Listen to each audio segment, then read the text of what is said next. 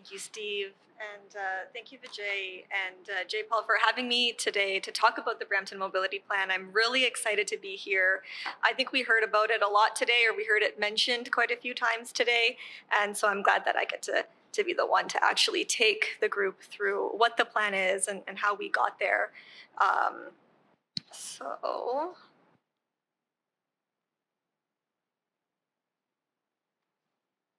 The Brampton Mobility Plan is really a long term infrastructure investment strategy to guide transportation investment over the next 25 years. What it really is a plan that coordinates transportation infrastructure with land use. And it answers the question, what do we need to implement to be able to move our future population? That's really our problem statement or the crux of the Brampton Mobility Plan.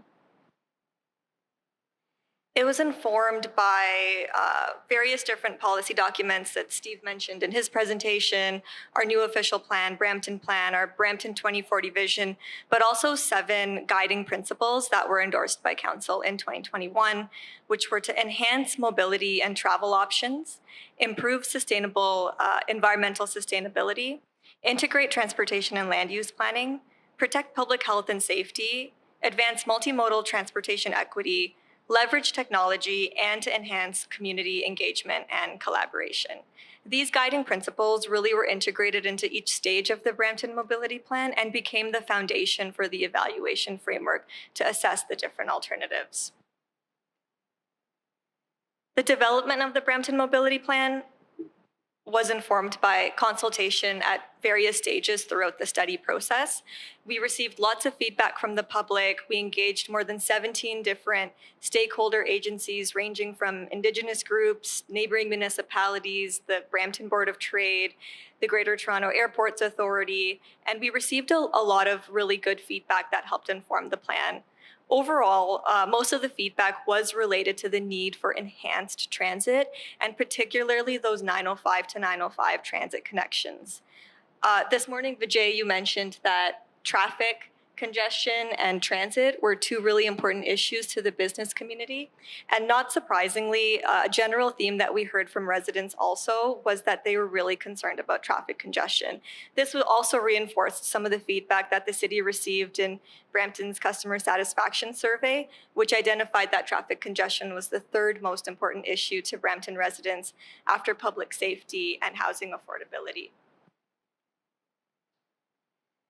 Brampton's growth in the last half century has been largely greenfield, and the municipality has been largely suburban. In that time, transportation planning studies have primarily recommended widening roads to accommodate future growth in vehicular mobility. This approach worked for Brampton in the past as we were transitioning to a suburban municipality, and Brampton now has a really robust network of 4 and 6 lane arterial roads that are focused on moving cars. Brampton's new reality is that we're becoming a major urban city, and our population is expected to reach 1 million people by 2051. People who are going to have or have diverse needs and need travel options beyond just the automobile. We also know today that widening roads to address congestion, it may alleviate it in the short term, but it will end up generating more traffic and congestion in the long term, and we'll speak to this concept about induced demand later in the presentation too. We heard a lot today that Brampton is a growing city, but how much are we actually growing by? Our population is expected to grow by 430,000 people and 200,000 jobs by 2051. And for context, this is the 430,000 people is the current population of Oakville and Burlington combined. So if you could imagine those 2 municipalities' population pouring into Brampton by 2051, that's how much we're going to be growing by. And this growth is going to be spread across the city. Most of Brampton Plan, our official plan, focuses most of this growth on our corridors and boulevards, which really helps to promote and support sustainable modes and higher order transit along these corridors too. A lot of this growth is also going to be going to new development areas like Heritage Heights, like Secondary Plan Area 47, and Bram West. Today, 81% of trips in Brampton are made using the private automobile.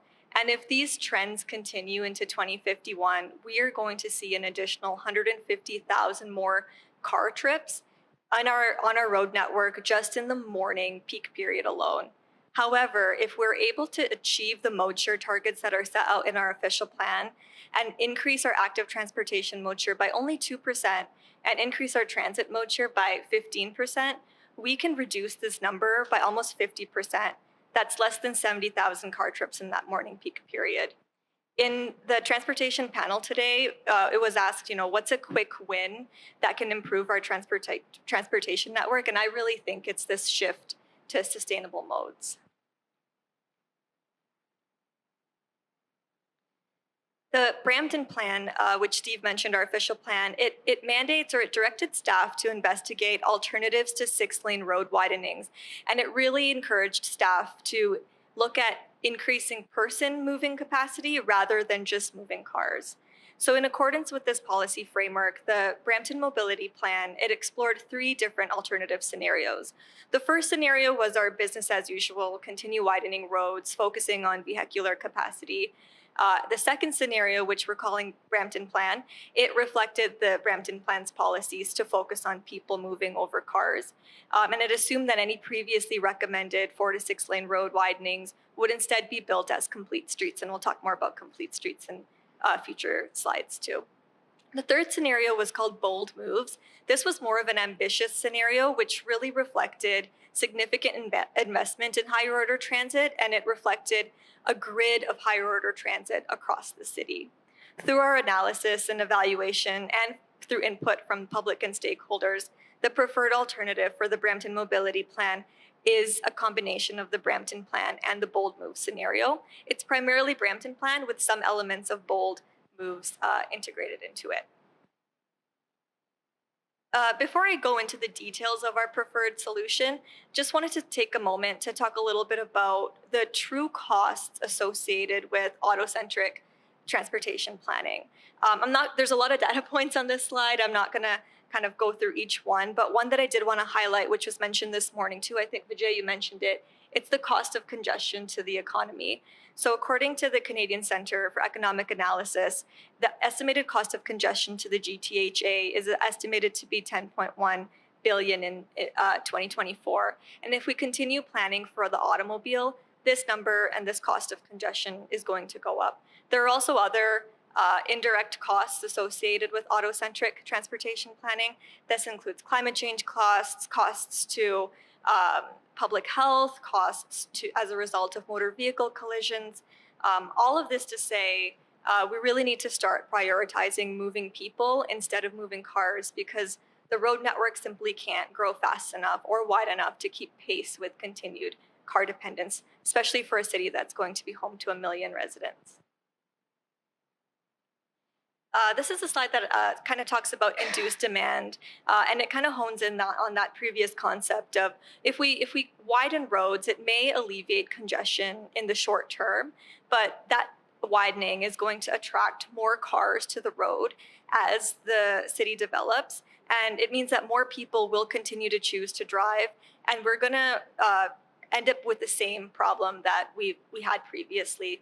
As more car trips are added to the road network, we're still going to have that congestion problem.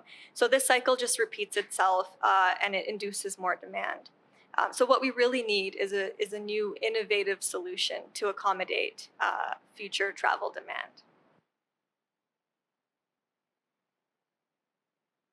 The preferred alternative for the Brampton Mobility Plan is a combination of road network expansions, complete street reconstruction projects, expansion of the Zoom network, new higher order transit corridors, and active transportation improvements focused on waterways, railways, and highways, which are typically barriers to active transportation.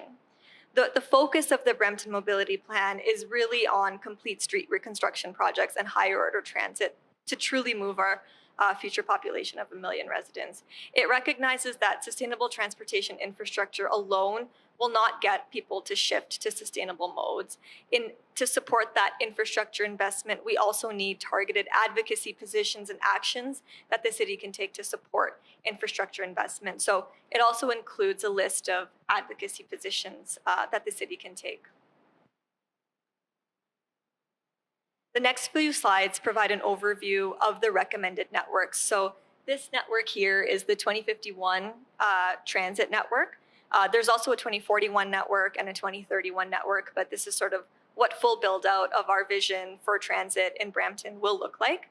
The dark blue lines show our higher order transit corridors that we want to see by 2051.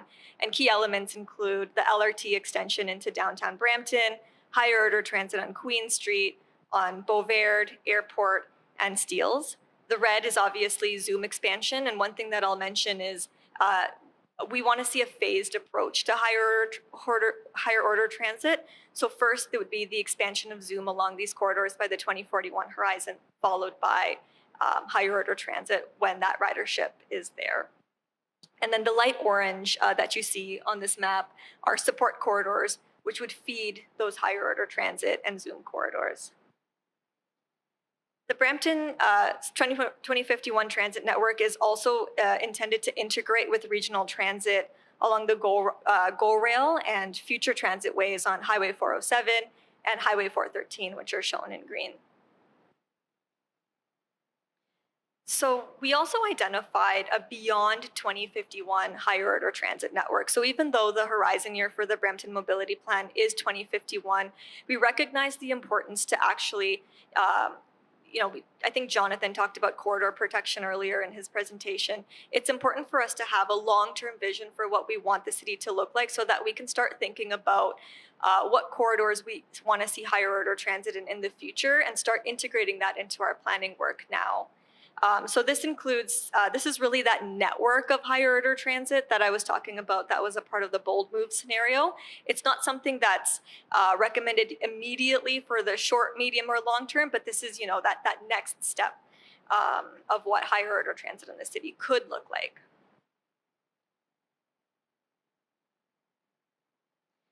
The transit network is also supported by a 2051 complete street network. It's envisioned that all roads in Brampton will be complete streets over time as they're reconstructed, rehabilitated as a part of the road life cycle. The future street network will also support transit. The light blue dashed lines indicate where streets will support dedicated transit lanes and support those higher order transit corridors that were shown on the previous slide. This network also does identify select road widenings and road expansions to provide access to those new development areas, those new community areas like Heritage Heights in Northwest Brampton, Bram West and Southwest Brampton, and Secondary Plan Area 47 in the Northeast. And lastly, the recommended active transportation network is very much built on the City of Brampton's 2019 Active Transportation Master Plan, which we are going to be updating or initiating an update to later this year. But the Brampton Mobility Plan really places a focus on improving barriers to active transportation, which are those railways, highways, and waterways.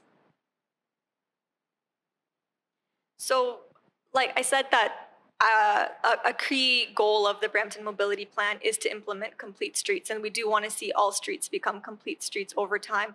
But what is a complete street? A complete street is an approach to planning, design, and building and operating streets in a way that all residents feel safe and that they're able to accommodate all different types of road users. So whether that's pedestrians, cyclists, transit riders, motorists, and the movement of goods.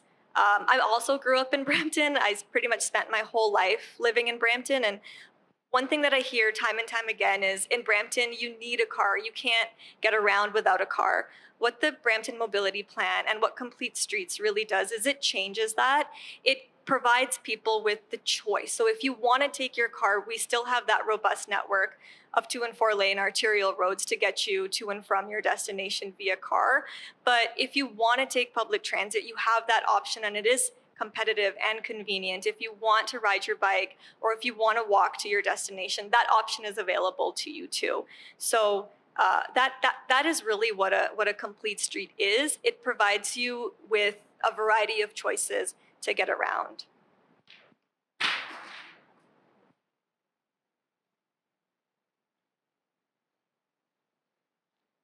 So another question that often gets asked is, if complete streets, if no new lanes are added, then how do we accommodate growth? Where are we adding that capacity from?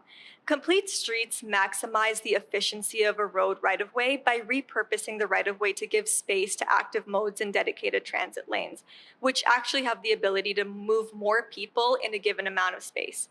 This graphic by the Institute of Transportation and Development Policy does a really good job at demonstrating how complete streets can increase people moving capacity for a hypothetical city.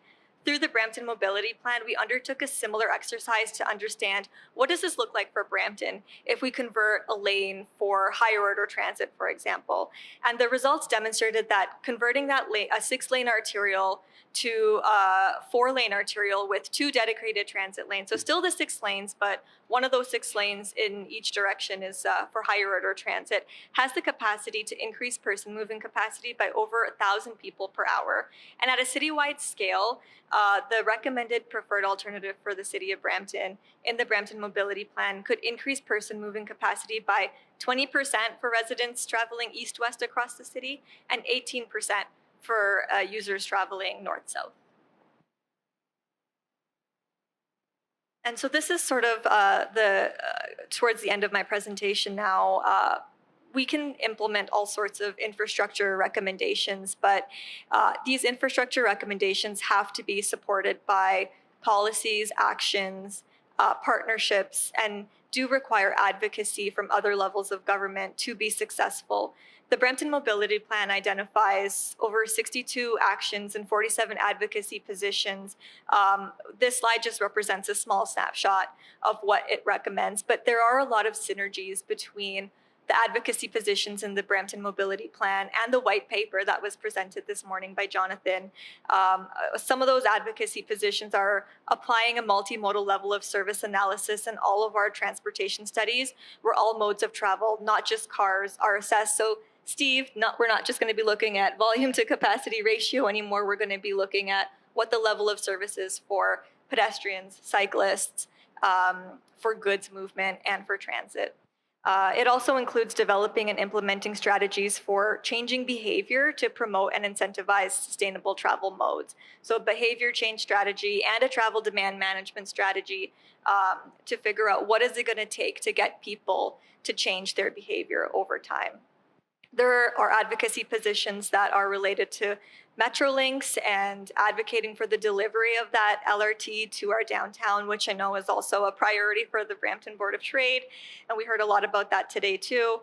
And another thing that we heard through public consultation is really concerns around road safety in the city of Brampton. So we've added a few advocacy positions to work with different levels of government, as well as our police agencies on road safety initiatives to sort of mitigate some of those road safety concerns. I think that's sort of some of the key advocacy positions, but I would encourage everyone to log in and take a read of the Brampton Mobility Plan, which can be accessed at brampton.ca/mobility plan for a full list of those actions. This is sort of the end of my presentation, but I just wanted to end off by saying that the Brampton Mobility Plan is really a culmination of extensive technical analysis, public and stakeholder consultation, and it's really to develop a plan that serves future generations. It will help our city become future ready. It will help our city become one of those world-class cities that we talk about, like Japan or China that we talked about earlier today. But it also really is a plan that is going to give people choice and change the way that people think and talk about Brampton. So that concludes my presentation, and thank you for your time.